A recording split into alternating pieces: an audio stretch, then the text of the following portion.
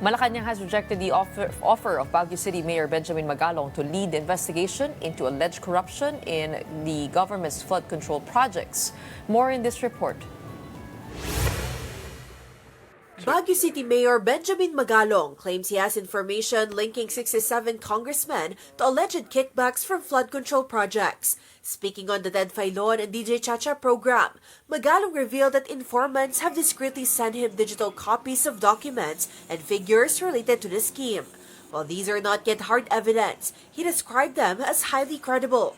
Marami na ring nakikipag-ugnayan sa akin para magbigay ng information. Meron na rin silang gustong ipadalang mga dokumento. Meron na rin mga nakukuhang mga dokumento na mga digital copies na talagang very discreetly yung pagkapadala nila sa akin. Meron mga binanggit na mga figures. So, all of these are actually leads lang. We consider them as leads. Hindi pa ito ebidensya. Opo. Kailangan pa kailangan pa ng evaluation, pero ako na nagsasabi na very credible. Because of this, the mayor said he is ready to lead the investigation. However, the palace said that's no longer necessary. Instead, it urged Magalong to submit his findings directly to President Bongbong Marcos. Kung ano man po ang meron siya, maaari niya po ito maisumiti agad-agad sa ating Pangulo para yung sinasabi po nilang 67 congressmen, at mukhang sila ay identified na ni Mayor Magalong. Hindi pa po ba mas magandang maibigay na niya ang report na ito sa ating Pangulo?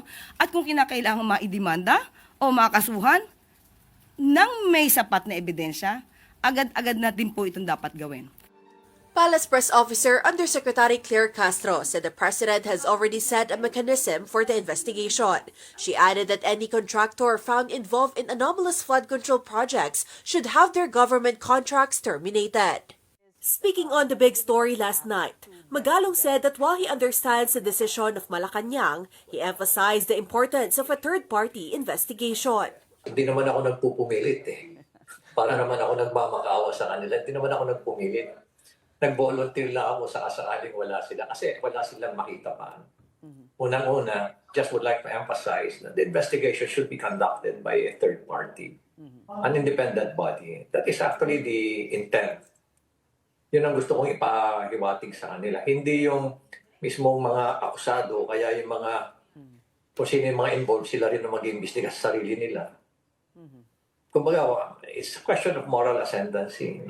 Para mong sinabihan yung kriminal na, okay, sige, imbestiga mo na yung sarili mo, tapos kumuha ka na rin ng mga ebidensya, tapos pailan mo na rin yung kaso mo. Ganun ang nangyari. Hindi naman pwedeng ganun. Kaya hindi po ako nagpupumilit. Nag-volunteer lang po ako.